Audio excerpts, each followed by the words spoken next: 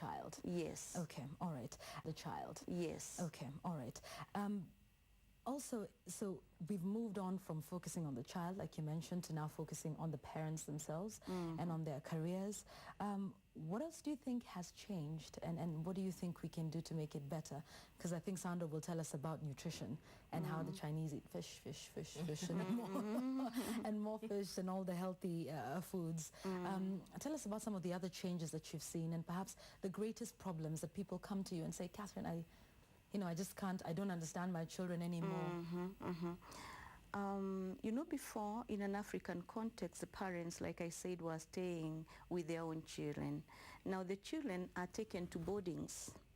Or the other scenario is the children from different communities come together and they're having all these different cultures, and somehow we have not come to a conventional culture which is much more acceptable globally within a certain region or within our country. And therefore, because of all these differences, there is a mix-up in the parents in regard to how do we bring up our children so that we can be able to make them effective. And I guess we need to do a lot of researches to help us to be able to draw from different cultures, the strengths within the different cultures, and bring this knowledge together so that we can be able to say this knowledge is relevant in terms of bringing up children to become people who are going to be outstanding and extraordinary, like we are hearing from the Chinese culture. Okay, all right, okay, fantastic. What else, Sandra, have you seen, that's working so well to have all these super kids? Do you think we focus too much on academics? Well, the Kenyan system is reputed to be really good. But how come we don't have enough innovative? They say, you tell your child to be a doctor, lawyer, teacher, or engineer, and that's it. I have a perfect answer for that. Because we cannot compare our civilizations. The Chinese have, for the past 5,000 years, had a very strong civilization.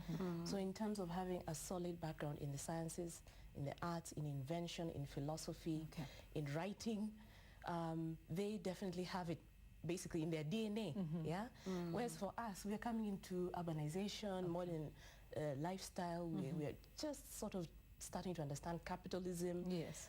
Whereas for them, this is nothing new. So they already have the baseline and the background, so that it's what you're seeing now is just a carryover from their founding fathers and mothers, as it were. So that's a big difference. So we should never compare ourselves in terms of focusing so much on academics, where the Chinese have it in their lifestyle to innovate, to invent, to go out there. When you're in China, for example, you'll see grandparents early in the morning, 6:30, out there practicing Tai Chi in the gardens and so forth, whereas as my grandmother couldn't be bothered to even get out of bed and, past 10 or whatever.